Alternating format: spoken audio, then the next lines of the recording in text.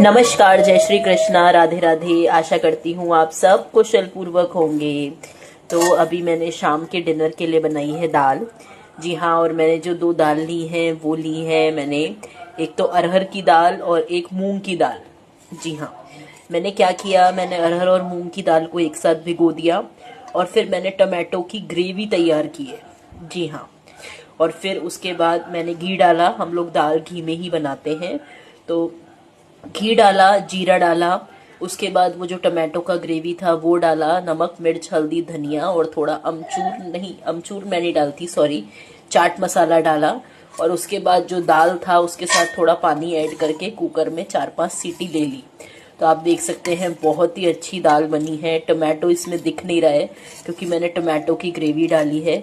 तो आप भी ऐसा ज़रूर ट्राई करें। वैसे तो आप लोग मुझसे ज़्यादा एक्सपर्ट हैं, लेकिन फिर भी राधे राधे।